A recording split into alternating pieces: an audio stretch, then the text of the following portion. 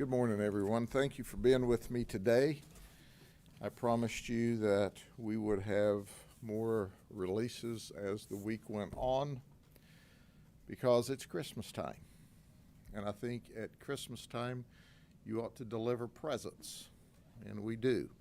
We deliver presents of arrest warrants to the bad guys, and we deliver presents of relief and support for the victims of criminal conduct. And as you well expect, we're having Guardians of Innocence number 6. One of the very top priorities here at the Sheriff's Office is to protect children, and protect children who are victimized by evil, sinister criminals, and that's what these folks are.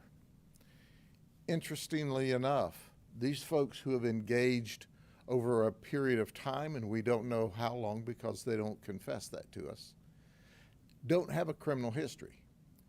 But yet they've sat in the confines of their home and through child pornography sexually abused children. That's right. Every time a child porn image is rebroadcast or is replayed, it's victimization again. Our goal is to identify the victims, the children, and that's exceptionally difficult. But we can hold them accountable, and that's what our detectives did. It's important for me to point out to you that our detectives that work these investigations are simply the very best in the business. But this is, for all the levity about arresting people at Christmas, there's something I need to share with you because I need to frame just how deviant these folks really are. When my detectives have to mentally put their life on the line to view these images and search for these images on devices, they tell me, you know, when the infants still have the medical bracelet on their wrist or on their foot from the hospital from being born and they're already being sexually abused. Or as Brad Copley said, who is our prosecutor, who's simply the best in the business, and he and I have worked together back into the days when I was supervising these units and he was prosecuting cases even then. He said, when I see babies being sexually abused that still have their umbilical cord attached, that's as gross and as horrible as it gets. And then these folks get delight out of watching that and fantasizing about that. So that's how sinister, that's how evil, that's how sick this conduct is. When we started through our list of folks here, we've criminally charged 12. We filed additional charges on one I'm going to speak of, and then we arrested another for lewd conduct. So we're going to talk about the majority of 14. I kept thinking, well, we'll talk about the top 2 or 3 or 4, but you would go to the next one, and I'd say, well, we've got to say something about that one as well. But as we did this roundup, we began this operation on December 1st. We had to obtain 23 search warrants and execute them. And that's a monumental task for us as well as Brad. And I can tell you this, Brian Haas is as dedicated to prosecuting these folks as our chief prosecutor, our elected prosecutor, as anyone is any place in this nation. And he gives us all of the support through his best prosecutors, one of which is Brad Copley. The youngest we arrested was 20. The oldest we arrested was 47. And as you go through, you'll hear about what we did. We have filed today 2,364 felony charges against these folks. We'll go through and talk about their pedigrees. Collectively, they've got about a $12.5 million bond. They were kicked off of platforms, social media platforms, because the platform recognized the conduct, and they would change names or change complete identities, sometimes change different devices, and get back on the platform. So you know they know it's illegal, but they keep doing it anyway.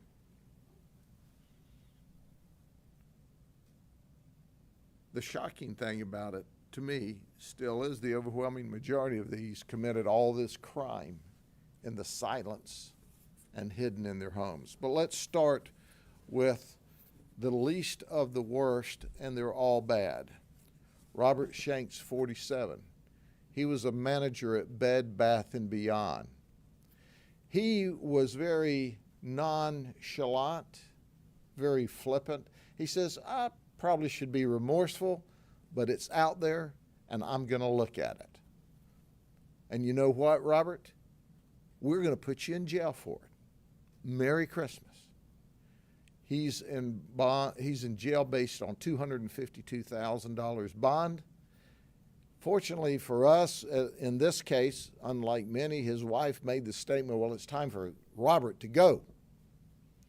And that's what we're going to help you do, ma'am. We're going to see that he goes to prison. They live in Davenport. He looked at children as young as 2 years of age. Then there's Clifford Rogers, who's 40. He was employed as a service technician for Payne Air Conditioning in Lakeland. Now, Payne is a very professional company. I know the owner. I do business with Payne Air Conditioning. The thought that this guy might have been to my house frightens me, but he won't be going to anyone's house in the future. Several of our members use Payne Air Conditioning because they are a good company. This guy's married. He lives in Bartow. He took a tablet to work so he could watch videos at work, but he wouldn't admit that he was watching child porn while he was at work. We also charged him with possession of cannabis that he had in the work truck. You know, it's important to understand that his bond is $1 million. So let me say to the owner of Payne Air Conditioner and my friend, he ain't coming back anytime soon, and I hope he never comes back because he never needs to be in another person's house. You didn't know then that he was a deviant, but you know now. Eugene Skaggs, he's 28 from Polk City. When we arrived, he thought it was because of his chickens, and he lived in the city limit of Polk City. No, we're not there to enforce the chicken rules, but we are there to enforce rules upon Grinches.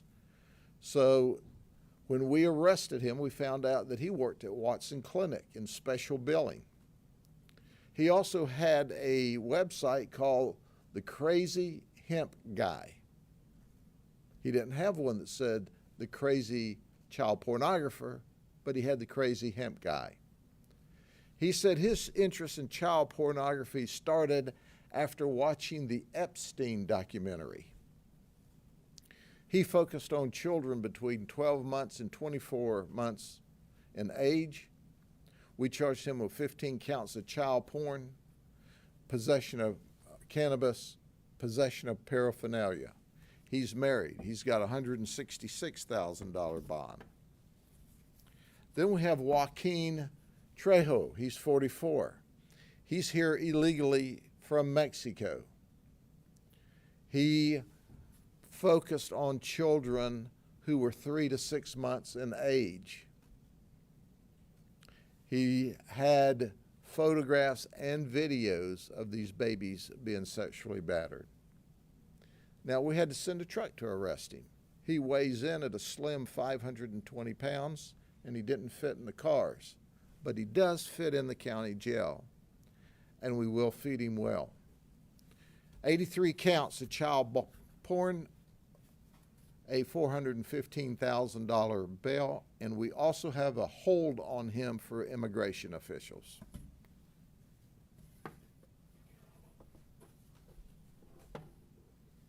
Then we have Michael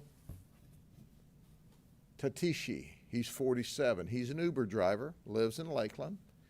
He's a 20-year retired Air Force veteran. He was a battlefield camera operator He retired as an E7 Master Sergeant, and now he's locked up in the county jail where he should be. He had several devices, and we're still looking through his various devices, as we are with many of these other arrests, so we could be adding on charges later on. He looked at the average child 5 to 7 years of age. Sometimes he would look as young as 2. He was beginning a grow house, so we had him some marijuana. We charged him with that. We charged him with cultivation. Oh, and he had some cocaine. And he had 450 counts of child pornography. His bond's about $2.5 million.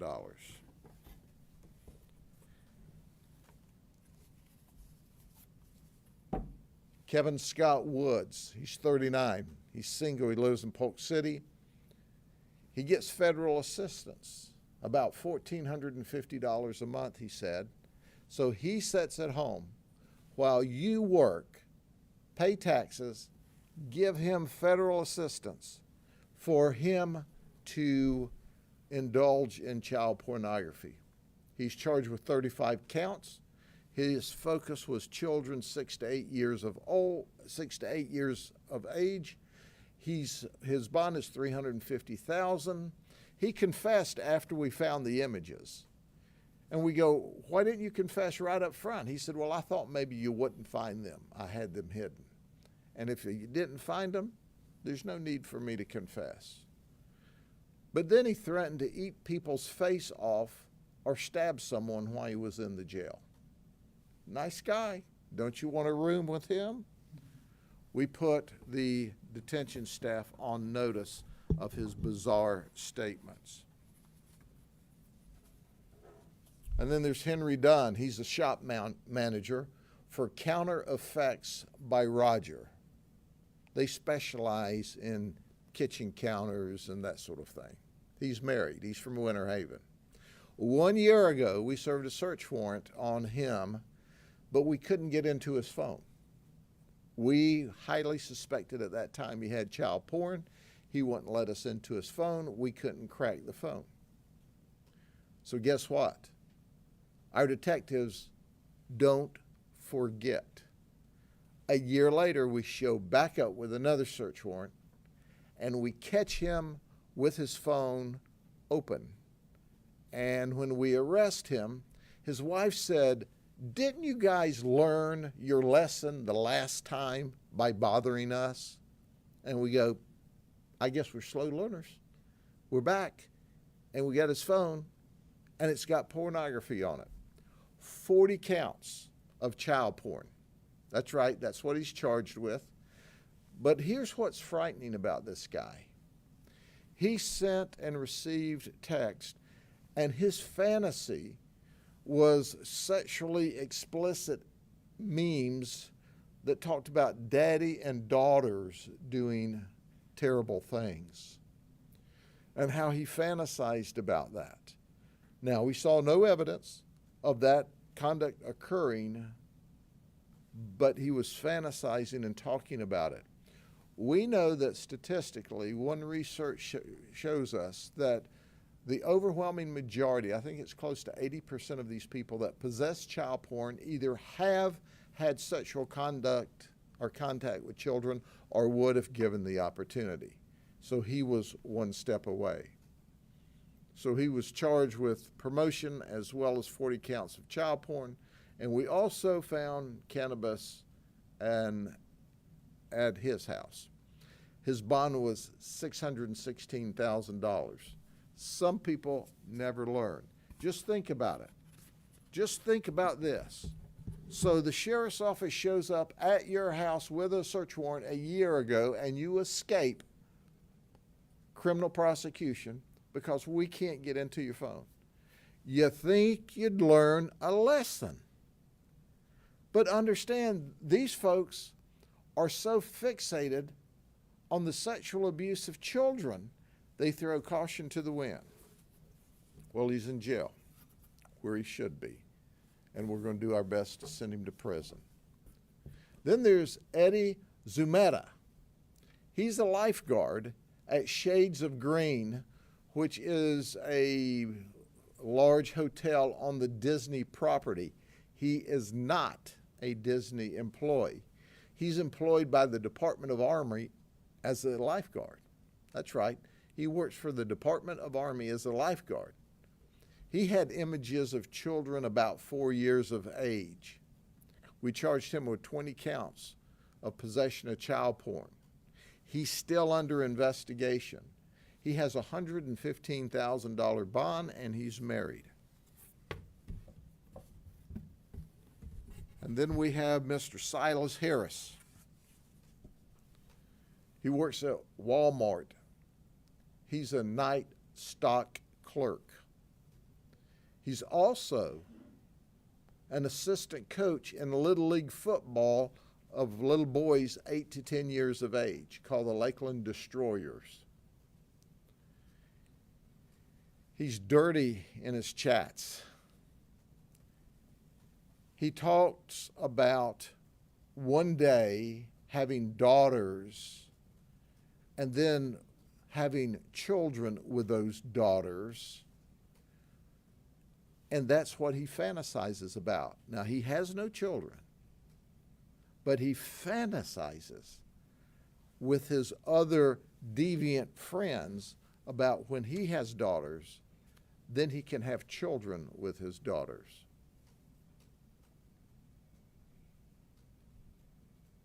When we talked to him about this, he said he didn't want to talk about his child porn. And they go, well, why not?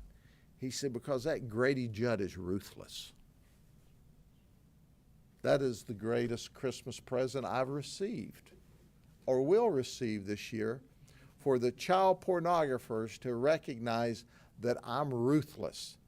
No, I'm only the ruthless coach.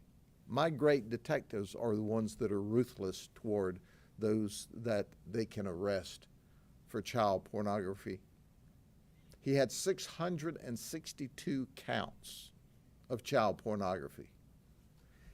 Knowing we're ruthless, he still possessed child porn. Silas, we arrived. Merry Christmas.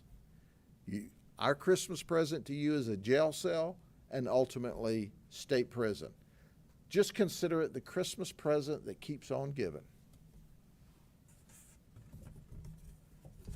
And then the next man that I want to talk to you about is the one that we did a press release on, and we called him the bad turkey at Thanksgiving. This is Sean Fitzgerald.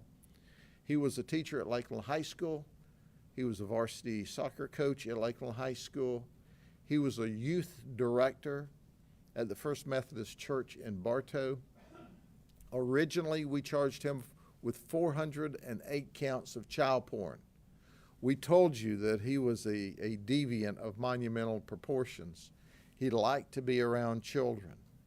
We still have found no evidence and had no one come forward to say that he acted out against their children, and hopefully that's a good sign that it didn't happen.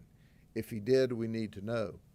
But I told you he was still under investigation. We have added another 389 charges of child porn on top of the original 408 charges. And guess what? We haven't gotten through all of his device yet. There still could be more charges. He's still under further investigation. He focused on child porn with children between 18 and 24 months.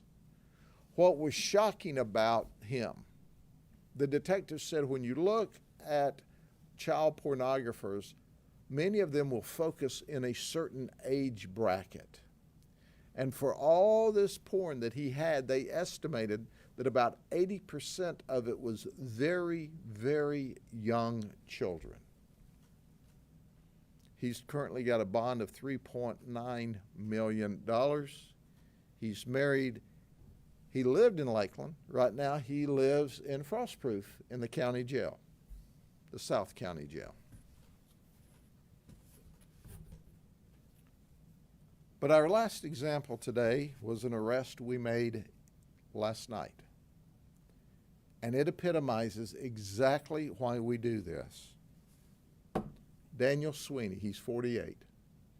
He is a registered sex offender. The Winter Haven Police Department arrested him for 10 counts of child porn in 2007. He got him an attorney, and it took to 2012 for him to be adjudicated. But he went to prison on a 5-year sentence. And he was released at just over 4 years because they get gain time for good conduct. But did I point out to you, we got some legislators that think that we don't give them enough gain time, okay?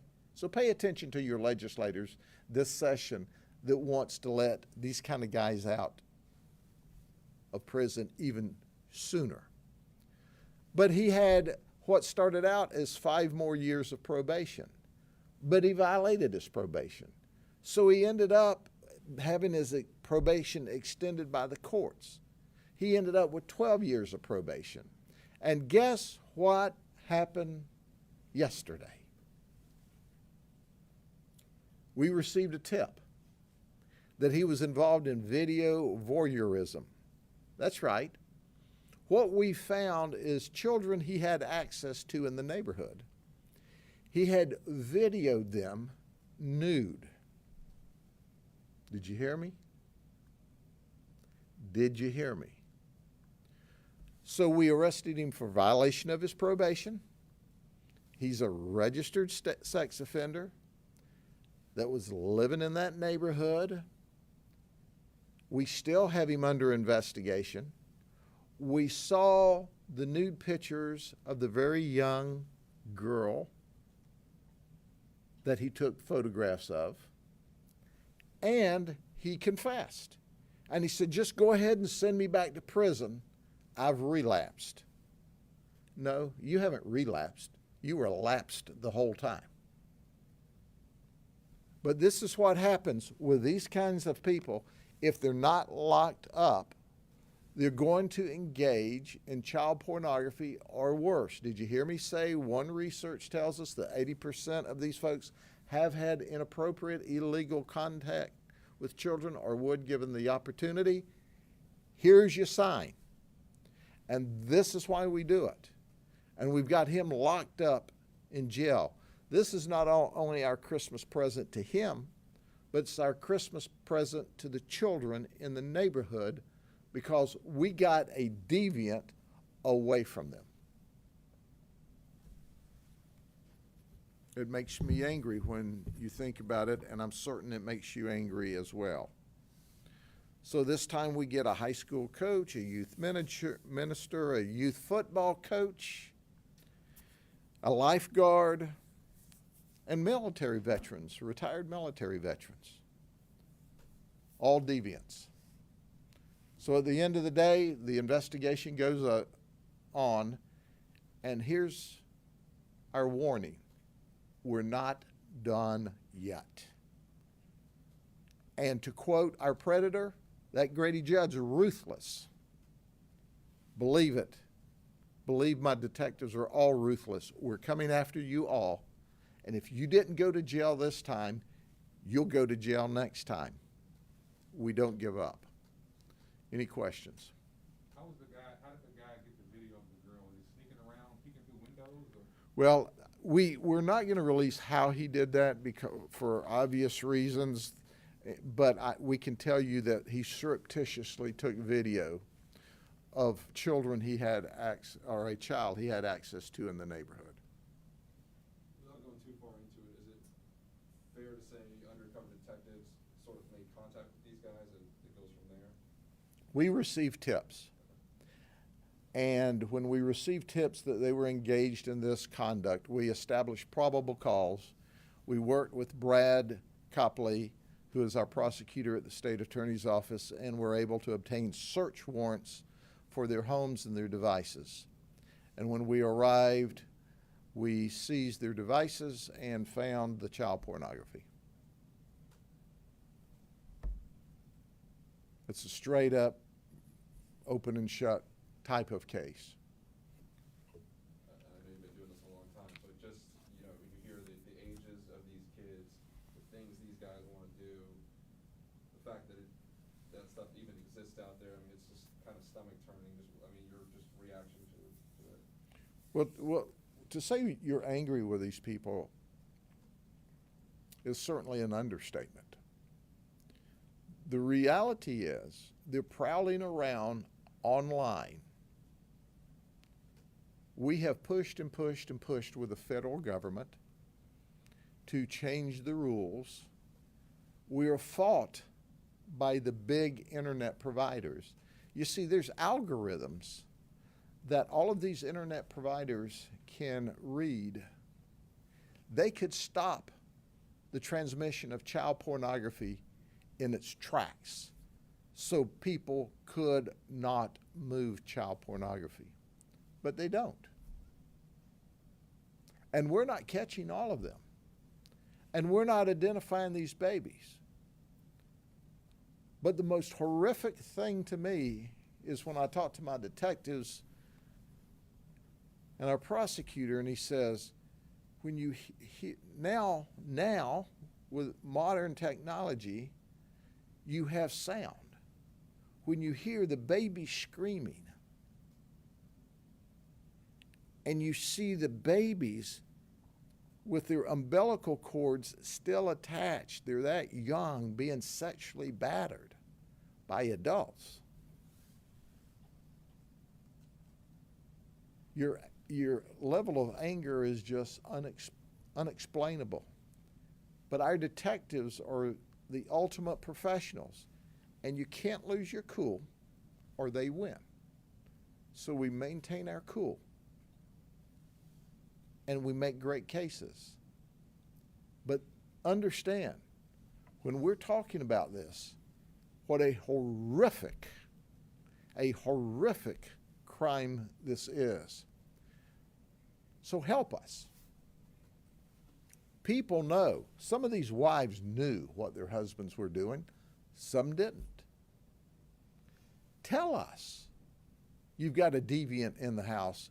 You've got a deviant in the neighborhood. You've got a deviant at work that showed you a picture. Tell us. Or else you could wake up one day and it's your daughter you're taking a picture of, or worse, sexually abusing. Okay? Yes, ma'am. One off-topic question from yesterday's press conference. We got a lot of calls and emails at the station saying that using jailbroken Amazon Fire Sticks isn't illegal. It is illegal. It absolutely unequivocally is illegal. Those people who think for 1 second that taking a device, jailbreaking it, there's a clue for you, all of you with 3 brain cells or more, and then downloading proprietary data that you otherwise have to pay a source for, well, of course that's stealing. What mental Einsteins can't make that understand that? Like, you have to pay for it here, you use a jailbroke Fire Stick here, and take it without paying for it? Duh. Merry Christmas. Ho, ho, ho.